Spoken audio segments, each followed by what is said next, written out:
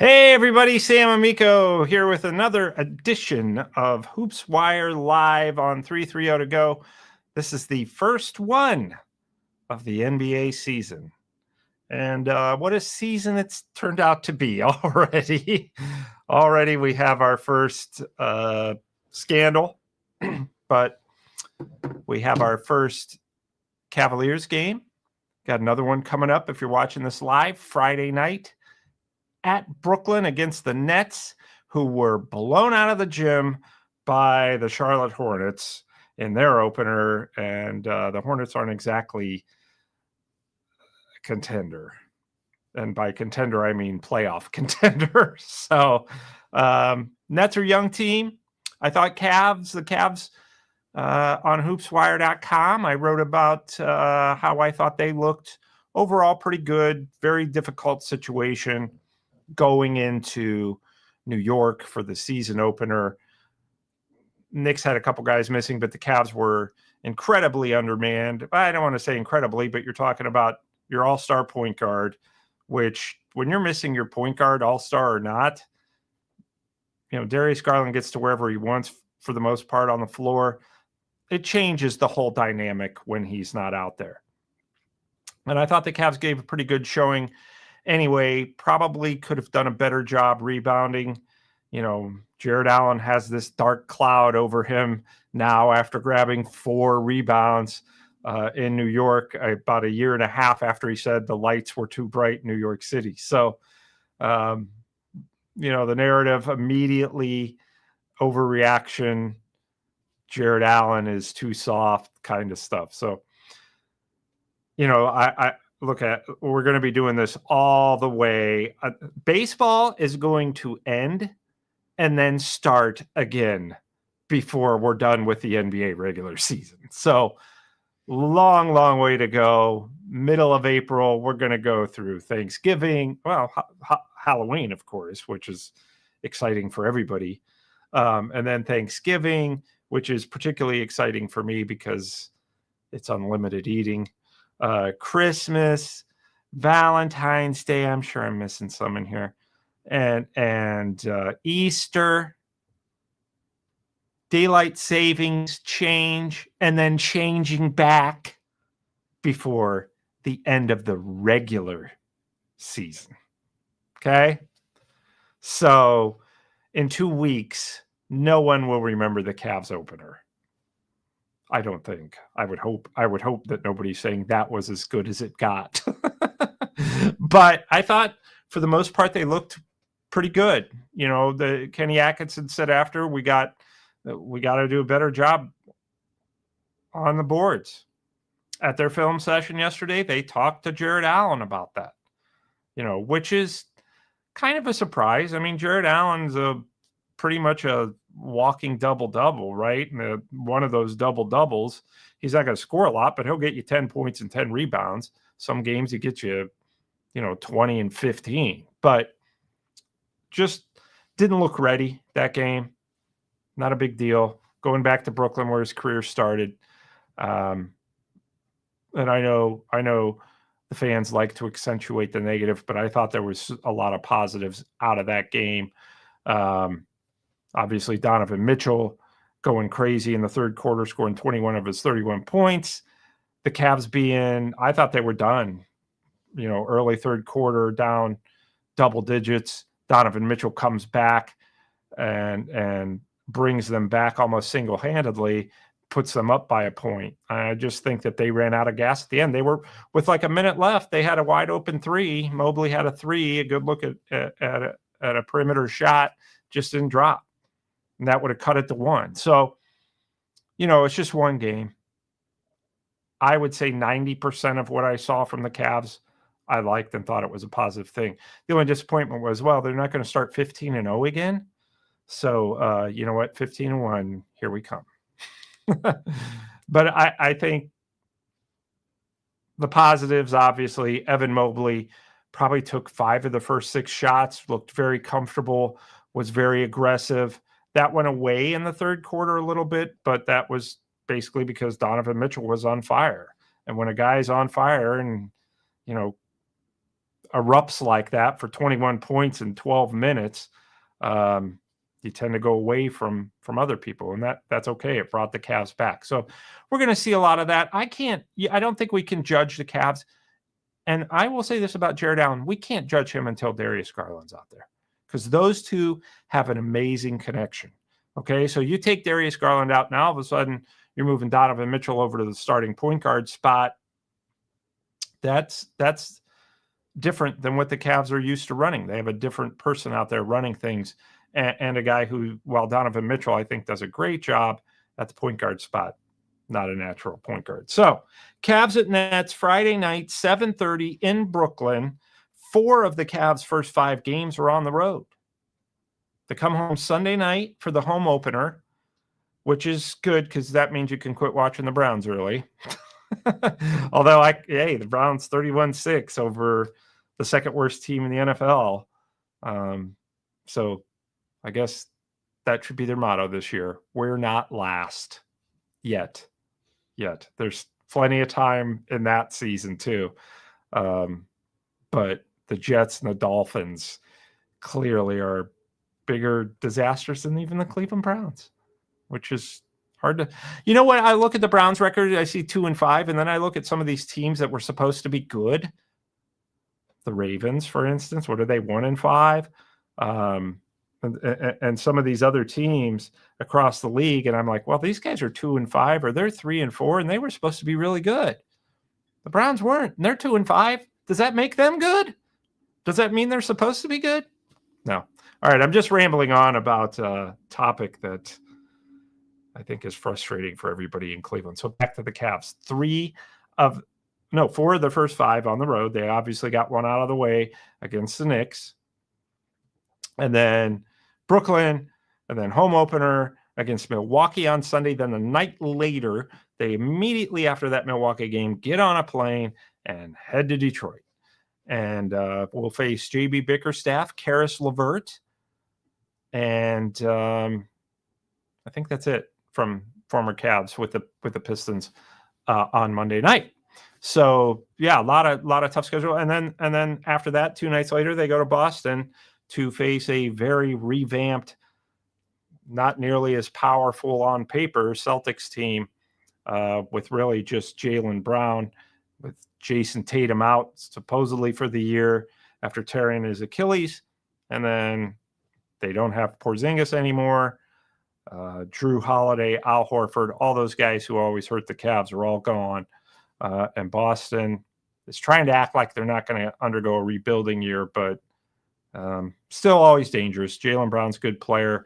They do have some guys back from that team that finished, were they second in the East last year, second or third? So, and won a championship a couple of years ago, but very different team.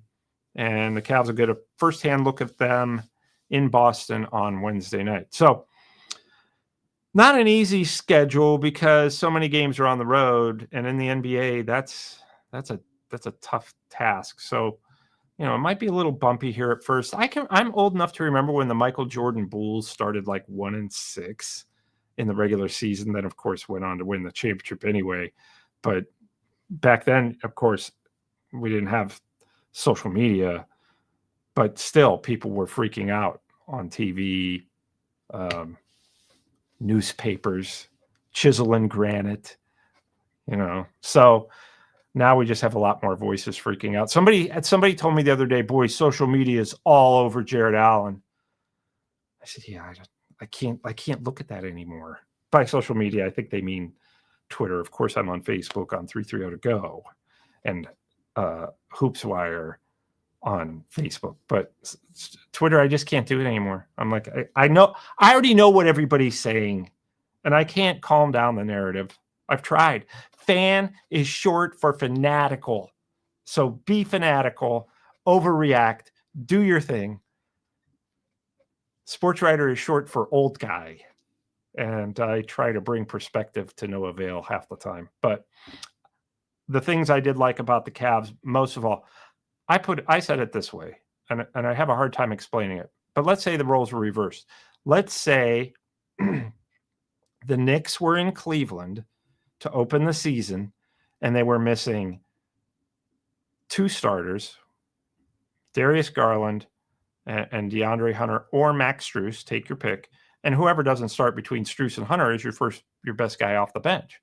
So if the Knicks were missing 3 of their absolute best players, including an all-star point guard, and came to Cleveland and gave the Cavs a good game like the Cavs did in New York, I'd be disappointed in the Cavs. I'd be like, we should have beat them by 20, 25.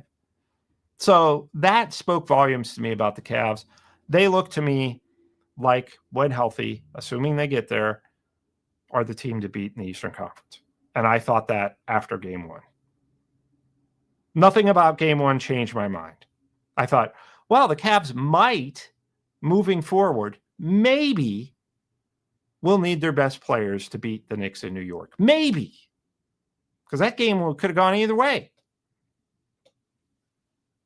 That's what I took away from it.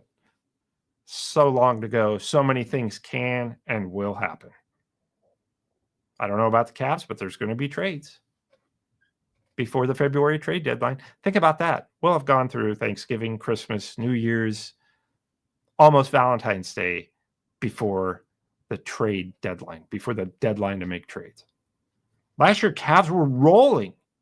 They were rolling through the regular season. They made a trade. Went out and got DeAndre Hunter. So we can't. You know what this first game is to me as a guy who's Booby Gibson and I figured it out the other night during our Full Court Cleveland show, which we did from Lakewood Truck Park, which was a amazing spot. Until I got there, let me tell you something. They told me, hey, we're doing our show from Lakewood Truck Park. And I was like, wow, we're gonna do it from a truck dealership? It wasn't until I pulled into the parking lot that I'm like, oh, this is a restaurant. So yeah, it's actually like a sports bar type of place, and they have food trucks outside, and that's how you get your food. So I was thrilled with that because I was starving, and I thought surely the car dealership or truck dealership, this truck park won't have anything to eat. But it was a great experience. So we did our show live there with fans, and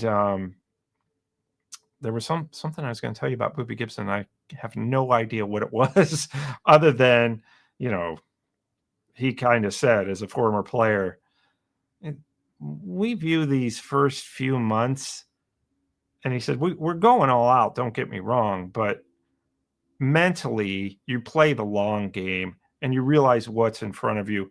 And this is all just sort of like an extension of the preseason for players and coaches, especially, the teams like the Cavs. The Knicks didn't have all their guys either. They were missing Josh Hart, who's a valuable piece, Mitchell Robinson, who's their starting center, so they kind of ease into this. And as Booby said, though, this is very true. He's like, the narrative, of course, doesn't really reflect what's going on inside the locker room, what's going on at practice, what's going on the team flights. Everybody's fine. Everybody's pretty happy. You want to win, you don't. It's like, I got 81 more of these. And he said, you would have said that even if you won. There's the great, great story of Magic Johnson as a rookie. His first game with the Lakers, Kareem Abdul-Jabbar, they're playing the Clippers, Kareem Abdul-Jabbar hit a hook shot to win the game at the buzzer. First game for Magic Johnson in the NBA. Would have been, 1980? Magic ran over to Kareem and was hugging him and was celebrating. And Kareem said, get off of me, rookie. We got 81 more of these. He didn't even celebrate after he hit a game winner. He's like, dude, this is like nothing. So, yeah. I do think it's important. I don't think it's that important that you start playing your best until after Christmas. Maybe even after the New Year.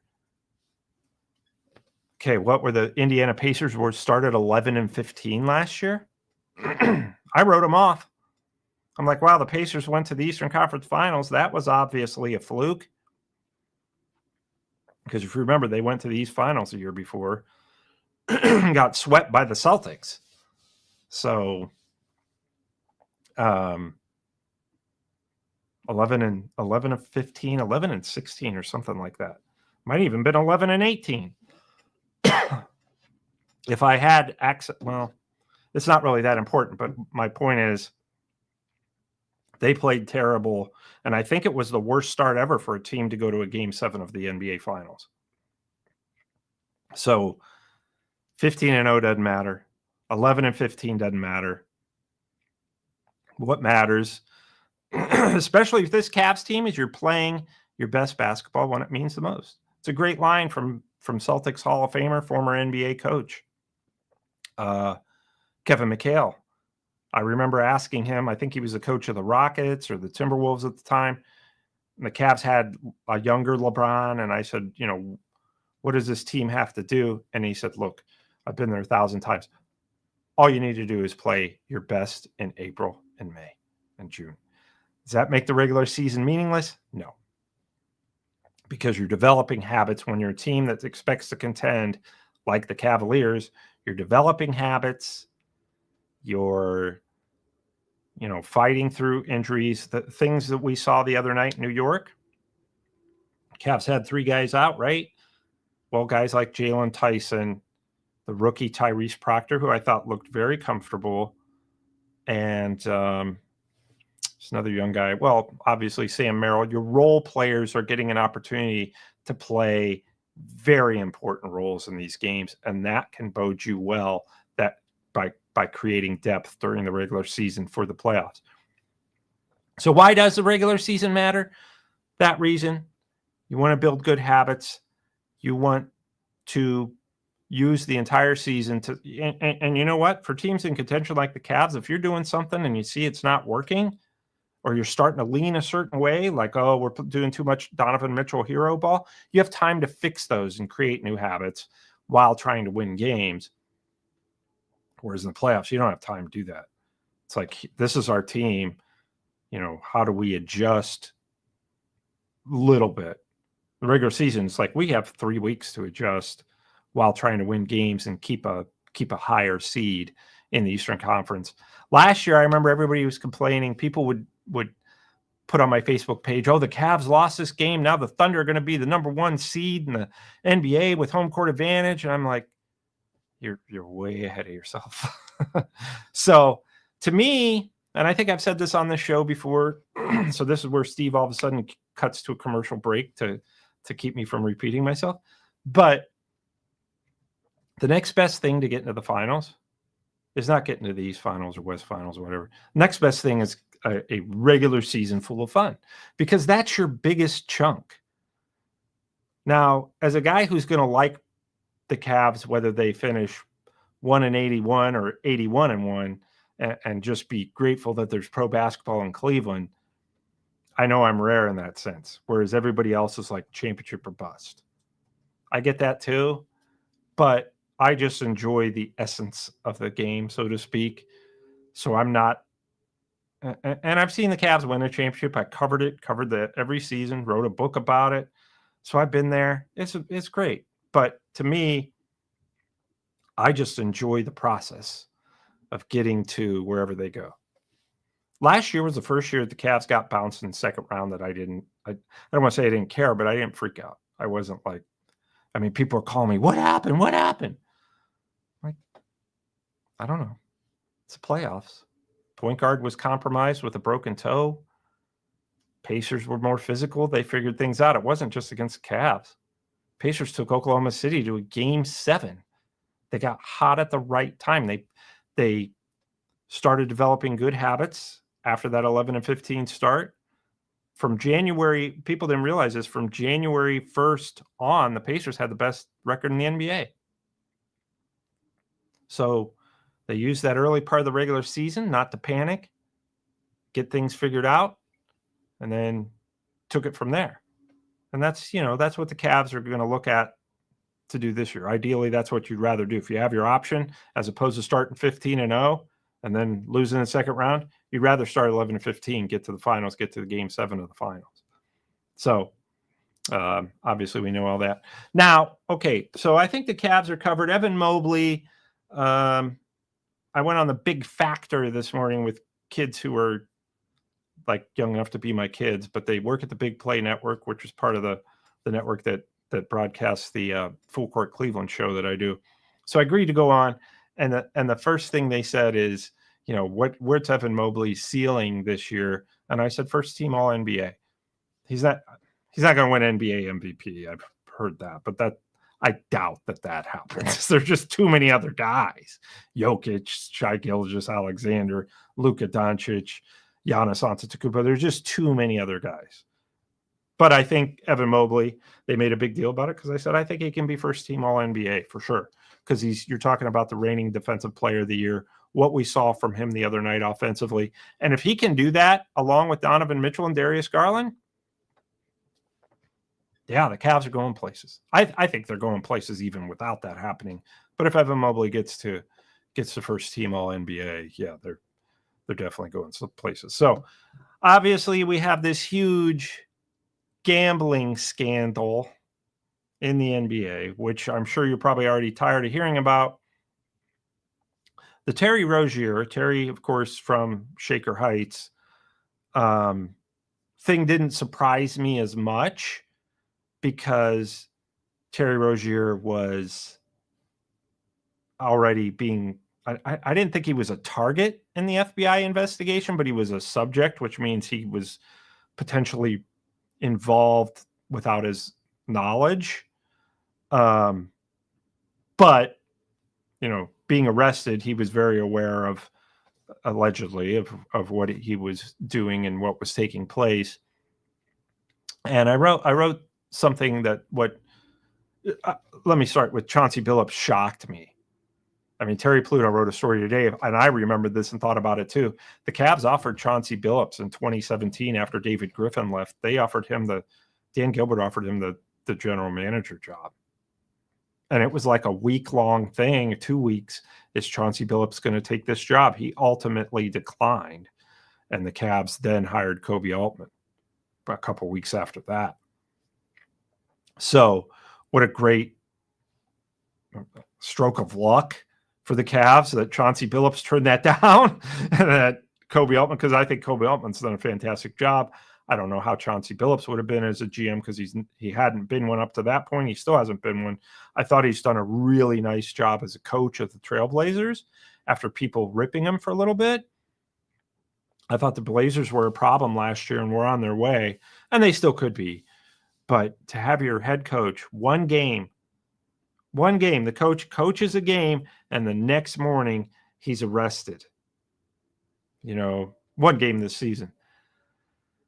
That's stunning.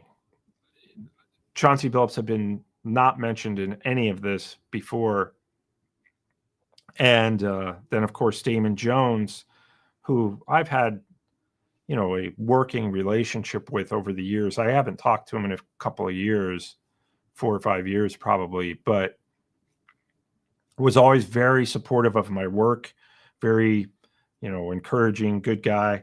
And as far as I know, is at least a good guy when it came to promoting my stuff and always talking positively about what I do and stuff he had read of mine, and always encouraging people to read the website. He's going on Twitter and promoting my website without me even asking. So Damon Jones, again, another kind of stunning development there that, it doesn't look good. Doesn't look good for these guys. And if it was local law enforcement or something, and this isn't a shot at local law enforcement, I'm just saying then maybe you're a little more, okay, what's going on here? But when the FBI gets involved, they very, very rarely miss. I mean, we're talking about, this is something that's been ongoing, and the FBI takes their time. They get every last detail, and they don't make a big deal out of these kind of stings unless they're really, really on target. So I'm just basing that on history. So what a black eye right now for the NBA. People were asking me, I was telling Steve before this, I did the Full Court Cleveland show Wednesday, and then I did a show this morning that I mentioned. And then between that, I've done 7 radio hits. So, and I also drove to West Virginia and back to see my oldest son, which is okay. That actually makes radio hits easier because you just do them on the phone. So I did them while I was driving. But my point is, this is all the news in the NBA, and that's not necessarily what you're going for when you're the NBA and your season is just opening. And I can tell you this, I watched, obviously was enamored opening night, loved the return of the NBA to NBC. I thought that was great. The Michael Jordan segment was great. I think that he's going to bring some new buzz, because you're talking about a guy who was the face of the league for so long, admittedly stepped back and said, you know what, I didn't want to make myself the center. It's time for these guys, and I'm spending time with my family, and I purposely just wanted to step back. So the fact he's going to be on these NBC games makes it fantastic. And I think he's going to be on like once a week. There are going to be so many games on NBC, Peacock, ESPN, ABC, which is the holdover, right? And then you're going to have NBA TV is back, surprisingly, to broadcast, I think, 50 games. And then you have NBA League Pass, and I'm like, why would anybody pay for that?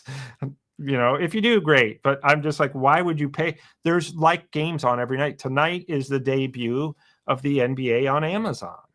So, there's, and it's also going to be on ESPN and all that. So there's just a lot of coverage. You can watch the NBA basically now every night, provided you have Peacock, Amazon Prime, ESPN, and NBC, obviously. So there's a lot going on. And then you throw in this gambling scandal. Already, and I put this on the website like earlier this week, the NBC executives, not NBC Sports, but like the highest of the high NBC guys that are their main executives at the network, are kind of worried they were kind of worried about the NBA already. They're like, did we overspend? Are we, what did our sports guys get us into a little bit? We're a little bit concerned with, it's a lot of money. It's billions, right? Are we going to be able to make back on that money on NBC?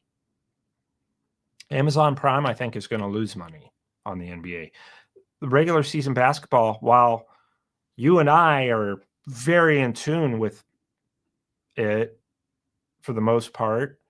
I mean, I'm obviously in tune with every day. I read the full box scores of every game every morning. It's the first thing I do. I mean, I'm very in tune with it. It's my job. Most people aren't like that. Most people approach the NBA like I approach baseball season, which is, hey, the Guardians win. Didn't watch, didn't hear. Oh, they're getting closer to the playoffs. I'll start paying closer attention. Always pay attention opening day, and then I take like a 3-month break, and I come back. All I care about is if they win. And I think, that's a casual fan. And that is the majority of us. We're casual fans. So the network, NBC, Amazon Prime, this is probably a money-losing proposition for them right now. Now, that can change. You can make more in the playoffs or the finals or whatever. But then you throw in the scandal. And now I know that the league office, NBC executives are calling the league office. Amazon Prime execs are calling the league office. Meanwhile, the league office is calling ESPN and saying, don't go too crazy about this. And ESPN saying, sorry, it's our job. Got to go crazy about it. So I really think that most fans don't care about this scandal beyond they're aware of it. And when the next thing happens, whether, Chauncey Billups and Terry Rozier and Damon Jones end up in jail or whatever. I think they're waiting for that. They don't want to keep hearing about it. And I think most fans are focused on the game. I think most fans probably are with me and think these guys are kind of rogue guys. This is not the norm in the NBA. Now, to be fair, there's fans who are wondering, is this the norm? Happened in baseball. The NFL is probably shaken right now, because we heard the FBI come out yesterday and say this is wide ranging. There's more of this. They didn't specifically say about the NBA. They just said there's more where this came from. So, I think that, yes, it's a black eye. At the same time, as an NBA fan, I watched the Thunder, the defending champion Thunder, open the season against the Rockets, double overtime. First game of the NBA season, double overtime, 1-point win for the Thunder. Great game. Last night, Thunder and Pacers finals rematch in Indiana. I listened to that while I was driving. Yes, I need to get out more. No, it probably won't happen. But I was listening to it anyway, and it went to double overtime. Again, it's the first time in NBA history that a team has begun the season with 2 double overtime games in 2 games. And it just happens to be the defending champs. And then the game after that last night, which I was made aware of later, I wasn't paying attention, but there was 2 games last night. Pacers Thunder, double overtime. Nuggets Warriors, overtime. We've already had 5 overtimes in 3 nights. 4 of them by the same team. So, which, you know what? I have my website in front of me right now. And this is going to amaze everyone. I said the word so, and on my website, the ads are flashing. And the ad flashed up and it said so at the same time I said it. Big Brother is watching. Or I'm just an idiot and ran into some dumb luck. I think it's probably the latter. So that's pretty much it for the NBA. And, yes, there's a little something there to be, okay, 1 week into the season, we have the biggest sports scandal in decades. And the last big sports scandal also probably involved the NBA. Well, unless you throw Deflategate in there with the Patriots. But you also had the Tim Donaghy situation like 20 years ago, maybe now, who was the official who was betting on games and perhaps altering the course of games and accused the NBA of saying, officiate the game so that the bigger market teams win. The NBA, of course, denied all this. This was during the David Stern commissioner era. So, Adam Silver is going to have to, he's not going to be able to hide from this, and he surely won't. He'll step out in front of it. But, the longer it drags on and the longer it takes for a resolution, the worse it's going to be for the league. The Cavaliers, however, are golden. Almost everybody's golden. Look, Terry Rozier was playing for the Miami Heat when this incident allegedly happened. He was with the Charlotte Hornets. So, and if you're like the Portland Trailblazers, we had no idea our coach was, working for the mob, allegedly. They had no idea. So it's really these 2 individuals. Damon Jones, of course, was not in the league. According to the reports, he supposedly he's close with LeBron. And LeBron, he said, hey, LeBron, LeBron's totally uninvolved.